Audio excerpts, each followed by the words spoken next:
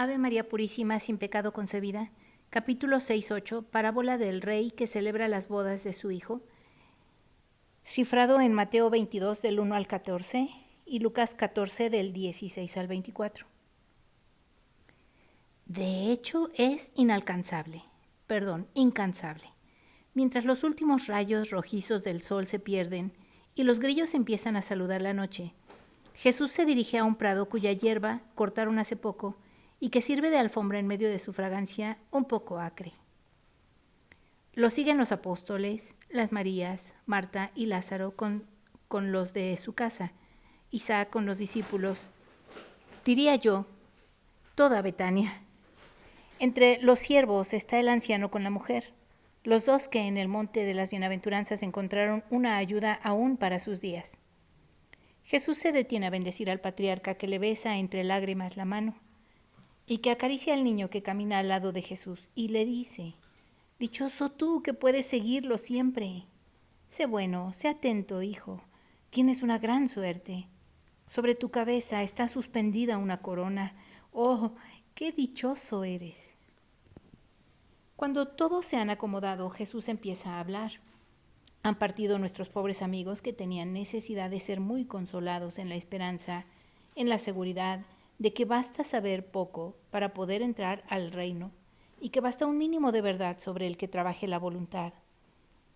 Ahora os hablo a vosotros, que sois menos infelices porque os encontráis en condiciones materiales mucho mejores y con más auxilios del Verbo. Mi amor los sigue a ellos en alas del pensamiento. A vosotros con mi palabra os llega. A vosotros se os trata en la tierra como en el cielo con mayor fortaleza, a fin de que a quien se le dio más, más se le exija. Ellos, nuestros pobres amigos que están en camino de su galera, no pueden tener sino un mínimo de bien y en compensación un gran dolor. Por esto a ellos solo las promesas de la benignidad, pues otra cosa sería superflua. En verdad os digo que su vida es penitencia y santidad, y otra cosa no se les debe imponer. En verdad os digo que, cual vírgenes sagaces, no dejarán apagar su lámpara hasta la hora en que serán llamados. Dejarla apagar. No. Si bien es la luz, no pueden dejarla apagar. En verdad os digo que así como yo estoy en el Padre, así los pobres están en Dios. Por esta razón, yo, Verbo del Padre, quise nacer pobre y permanecer pobre, porque me siento más cercano al Padre entre los pobres, el cual ama a los pequeños y éstos lo aman con todas sus fuerzas. Los ricos tienen muchas cosas, los pobres tienen solo a Dios. Los ricos tienen amigos, los pobres están solos. Los ricos tienen muchas consolaciones, los pobres carecen de ellas. Los ricos tienen diversiones, los pobres no tienen más que trabajo. A los ricos se les facilita todo con dinero. Los pobres tienen además la cruz de tener miedo a las enfermedades y carestía, porque sería su fin, la muerte. Pero tienen a Dios, es su amigo, es su consolador, el que los distrae de su penosa vida actual con esperanzas celestiales, a quien se puede decir, y ellos saben decirlo, de hecho lo dicen porque son pobres y humildes: Padre, socórrenos con tu misericordia. Lo que digo a estas tierras de Lázaro, amigo mío y amigo de Dios, si bien es rico, puede parecer extraño, pero Lázaro es la excepción entre los ricos. Lázaro ha llegado a la virtud que es dificilísimo encontrar en la tierra y todavía más difícil de poner en práctica para enseñar a otros. La virtud de la libertad de las riquezas. Lázaro es justo, no se ofende. No se puede ofender porque sabe que es un rico pobre y por esto no le llega mi oculto reproche. Lázaro es justo. Reconoce que en el mundo de los grandes es así como digo. Por esto, en verdad os digo que es más fácil que esté en Dios un pobre que un rico, y en el cielo de mi Padre y vuestro, muchos asientos los ocuparán los que en la tierra fueron despreciados como los mínimos y como tales pisoteados cual se pisa el polvo. Los pobres conservan en su corazón las perlas de la palabra de Dios. son su único tesoro, y con su sola riqueza la cuidan bien. Quien tiene muchas riquezas está hastiado y es soberbio y es sensual. Por esto no admira con ojos humildes y de agradecimiento el tesoro que Dios le ha concedido, y lo confunde con otros tesoros, solo en apariencia hermosos, tesoros que son las riquezas de la tierra, y piensa, es una dignación mía si acepto las palabras de alguien que es igual a mí como hombre, y embota su capacidad de gustar lo sobrenatural debido a los fuertes sabores de la sensualidad. Sabores acres, sí, muy condimentados para confundir su hedor y su sabor a podredumbre. Escuchad y entenderéis mejor cómo las preocupaciones, las riquezas y las crápulas impiden entrar en el reino de los cielos. Una vez un rey celebró las nupcias de su hijo único. Podéis imaginar qué alegría había en el palacio real. Era su único hijo y llegado a la edad propia se casaba con la mujer a quien amaba. El padre y rey quiso que todo fuese alegría en la alegría de su amado hijo que iba a contraer nupcias. Entre las muchas fiestas para las bodas preparó también un gran banquete y lo hizo a tiempo cuidando de todos sus pormenores para que fuese espléndido y digno del matrimonio de su hijo de rey. Mandó con tiempo a sus siervos a avisar a sus amigos y aliados y también a los grandes de su reino que las nupcias se celebrarían determinada noche y que estaban invitados y que viniesen para que su presencia fuese un digno marco del hijo del rey. Pero amigos, aliados y grandes del reino no aceptaron la invitación.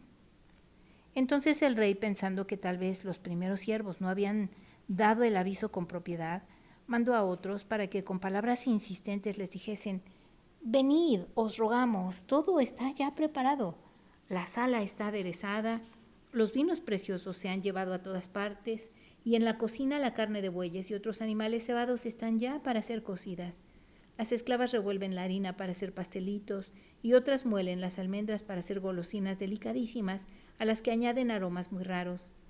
Las bailarinas y los músicos mejores están ya todos listos para la fiesta. Venid, pues, y que no sea inútil tanta preparación. Pero amigos, aliados y grandes del reino no aceptaron y dijeron: tenemos otras cosas que hacer. O bien fingieron aceptar la invitación, pero poco después se fueron a sus negocios. Unos al campo, otros a sus quehaceres, algunos a otras cosas de menor importancia. En fin, hubo quien, cansado de tanta insistencia, cogiese al siervo del rey y lo matase para hacerlo callar, pues que seguía diciendo: no negues al rey esto, porque os podrá venir alguna desgracia. Los siervos regresaron al rey y le contaron todo con pormenores. El rey se irritó con la injuria. Mandó fuerzas a castigar a los que habían matado a sus siervos y a castigar a los que habían despreciado su invitación, pero no a los que habían prometido ir. Pero en la noche de la fiesta no llegó nadie. El rey, airado, llamó a sus siervos y dijo: no puedo dejar de festejar a mi hijo en esta noche de sus bodas. El banquete está preparado. Los invitados no han sido dignos de él, y con todo el banquete de mi hijo debe celebrarse. Id pues a las plazas, a las calles, a las encrucijadas, detened al que pase y traed a todos aquí, que la sala se llene de gente que festeje. Los siervos partieron, fueron a los caminos, se esparcieron por las plazas y llegaron a las encrucijadas y reunieron a cuantos encontraron, buenos o malos, ricos o pobres, y los llevaron a la morada real. Les dieron los medios para parecer dignos de entrar en la sala del banquete de las nupcias. Los llevaron después a ella. La sala entonces se llenó de gente como el rey había dispuesto. El rey entró en la sala para ver si podía empezar la fiesta y vio que no obstante la ayuda que habían prestado sus siervos, uno no tenía vestiduras de boda. Le preguntó: ¿cómo has entrado aquí sin vestiduras de boda? Él no supo qué responder, pero en realidad no tenía excusa. Entonces el rey llamó a unos siervos y le dijo: tomad a éste, ligadlo por las manos y por los pies y arrojadlo fuera de mi casa, en la oscuridad y en el frío lodo. Allí llorará y rechinará sus dientes como lo ha merecido por su ingratitud y por la ofensa que me acaba de hacer. Y más que a mí, a mi hijo, pues entró con vestidos pobres y sucios a la sala del banquete, a donde no debe entrar sino quien es digno de ella y quien es digno de mi hijo. Como veis, las preocupaciones del mundo, la avaricia y la sensualidad, la crueldad, atraen la ira del rey, hacen que éstas no entren de ningún modo a la casa del rey. Y ved también cómo entre los llamados por amor a su hijo hubo castigados. ¿A cuántos hasta el día de hoy ha enviado Dios en esta tierra a su verbo? A sus aliados, amigos, grandes del pueblo, Dios verdaderamente los invitó a través de sus siervos y lo hará todavía más con invitaciones urgentes conforme la hora de mis nupcias se aproxima. Pero no acogerá la invitación porque son falsos aliados, falsos amigos, y no son grandes, sino de nombre, pero en realidad son unos viles. Jesús ha elevado su voz y sus ojos a la luz del fuego encendido que está entre él y los oyentes y para iluminar la noche y en la que no hay luna, pues es menguante y sale más tarde, y despide rayos de luz como si fueran diamantes. Sí, son viles. Por esto no comprenden que es un deber y un honor aceptar la invitación del rey. Soberbia, dureza, libidine hacen un baluarte en su corazón. Y descarados que son, me odian. Y por esto no quieren venir a mis bodas. No quieren venir.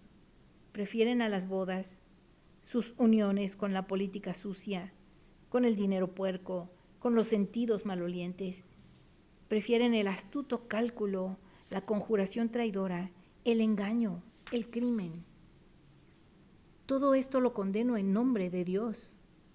Se odia la voz que habla y que invita a las fiestas. En este pueblo se busca a los que matan a los siervos de Dios, los profetas que han sido los siervos hasta el día de hoy, a mis discípulos que serán los siervos a partir de ahora. En este pueblo se escoge a los que se burlan de Dios diciendo, sí, iremos, mientras que en su corazón piensan, ni por asomos. Todo esto sucede en Israel. Y el Rey del cielo, a fin de que su hijo tenga un cortejo digno de sus bodas, enviará a recoger a las encrucijadas de los caminos a los que no son amigos ni grandes aliados, sino sencillamente pueblo que pasa. Y la cosecha, por mi mano de hijo y de siervo de Dios, ha empezado. Los que sean, vendrán. Han ya venido. Los ayudo a hacerse limpios y hermosos para la fiesta de bodas. Pero habrá, para su desgracia, quien aún en la magnificencia de Dios, que le proporciona perfumes y vestidura real, para que se presente cual no es, un rico y digno, habrá quien, a pesar de toda esa bondad, se aprovechará indignamente de ello para seducir y ganar. Individuo de ánimo torcido, estrechado en los tentáculos del pulpo repugnante de todos los vicios, y sacará perfumes y vestidos para obtener una ganancia ilícita, pues los empleará no para las nupcias del Hijo, sino para las suyas con Satanás. Pues bien, esto sucederá porque muchos son los llamados, pero pocos los que, para poder perseverar en el llamamiento, llegan a ser elegidos. Pero también acontecerá que estas hienas, que prefieren lo podrido al alimento fresco, serán castigadas al arrojárseles fuera de la sala del banquete, a las tinieblas y al fango de un lago eterno en el que la risa chillona de Satanás se oye al conquistar un alma y donde se escucha el eterno llamado de desesperación de los necios que prefirieron el delito a la bondad que los había llamado. Levantaos y vámonos a descansar. Os bendigo a todos vosotros, ciudadanos de Betania. Os bendigo y os doy mi paz. Te bendigo en particular a ti, Lázaro, amigo mío, y a ti, Marta. Bendigo a mis discípulos, a los que llegaron primero, y a los que acaban de llegar, y a los que envío por el mundo para llamar a las bodas del Rey.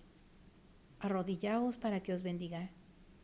Pedro, di la oración que os enseñé, y dila aquí a mi lado de pie, porque así se debe decir de quien es destinado por Dios para esto. Todos se arrodillan en el heno, quedan de pie, Jesús alto y muy bello con su vestido de lino, y Pedro. Con su vestido café oscuro, lleno de emoción, casi está temblando, y con su voz, que no es hermosa, pero sí es viril, despacio, por temor a equivocarse, empieza: Padre nuestro. Se percibe un llanto de hombre, de mujer. Marciam, arrodillado exactamente delante de María, que le tiene las manitas juntas, mira con una mirada angelical a Jesús y dice quedito: Mira, madre, qué hermoso es, y cómo también mi padre es hermoso. Parece como si estuviera en el cielo. ¿Estará también aquí mi mamá asistiendo? Y María, con voz baja que termina en un beso, responde: Sí, querido, ella está aquí y aprende la oración. ¿Y yo la aprenderé? Ella la dirá a tu alma mientras duermes y yo te la repetiré en el día. El niño dobla su cabeza sobre el pecho de María y así permanece mientras Jesús bendice con la siempre majestuosa bendición mosaica. Todos se ponen de pie. Cada uno se va a su casa.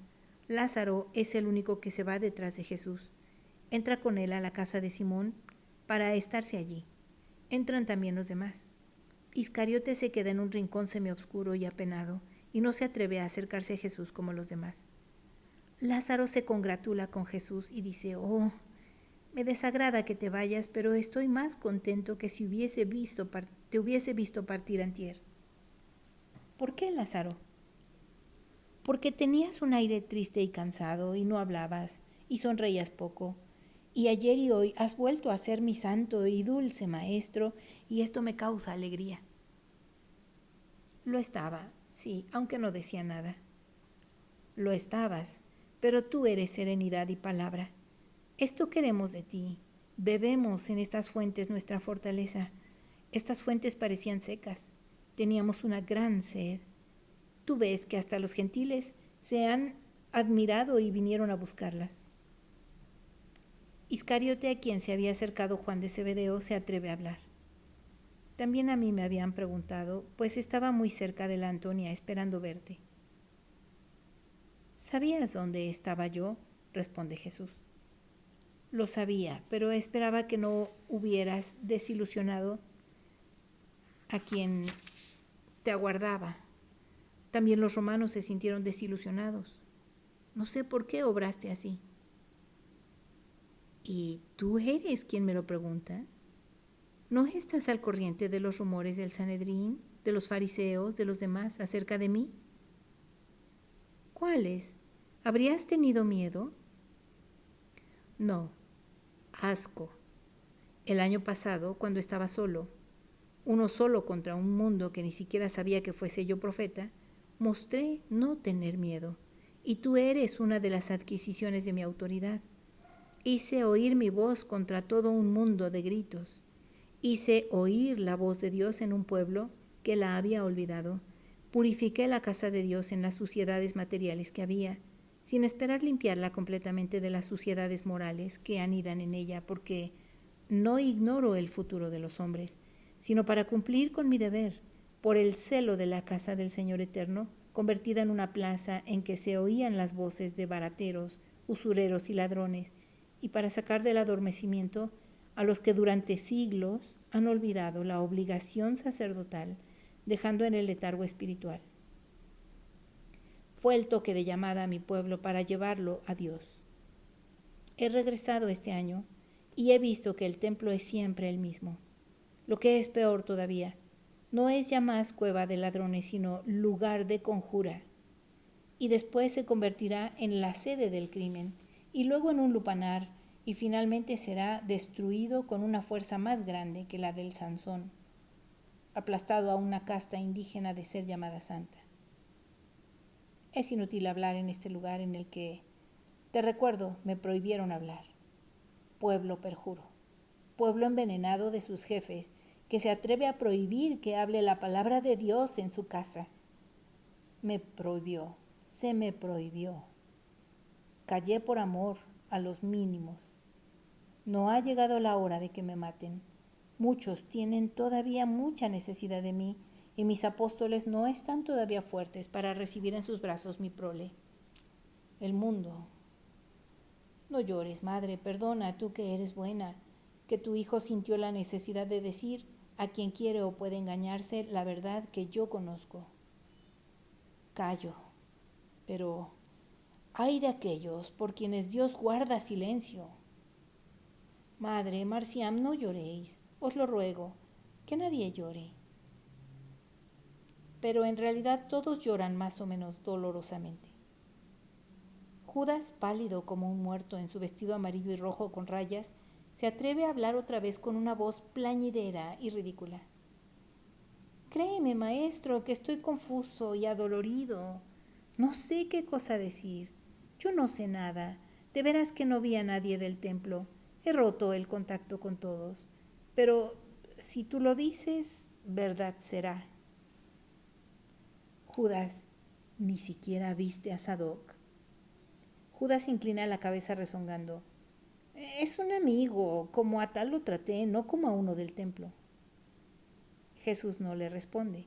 Se dirige a Isaac y a Juan de Endor, a quien vuelve a hacer recomendaciones pertinentes a su trabajo. Entre tanto, las mujeres confortan a María que llora y al niño que llora al ver llorar a María. Lázaro y los apóstoles están muy tristes. Jesús se dirige a ellos. Ha vuelto a tomar su dulce sonreír y mientras abraza a su madre y acaricia al niño dice: Y ahora me despido de vosotros que os quedáis, porque mañana, al amanecer, partiremos. Adiós, adiós Lázaro, adiós Maximino. José, te agradezco las atenciones que tuviste para con mi madre y demás discípulos durante el tiempo en el que me esperaban. Gracias por todo. Lázaro, da mi bendición a Marta. Yo regresaré pronto. Ve, madre, ve a descansar. También tú, María, y tú, Salomé, si queréis. Claro que vamos, dicen las dos Marías. Entonces a descansar. La paz sea con todos. Dios esté con vosotros. Hace una señal de bendición y sale llevando por la mano al niño y abrazando a su madre. La permanencia en Betania ha terminado. El Señor te bendiga y te guarde, haga brillar su rostro sobre ti y te conceda su gracia. Que el Señor vuelva su rostro hacia ti y te conceda su paz.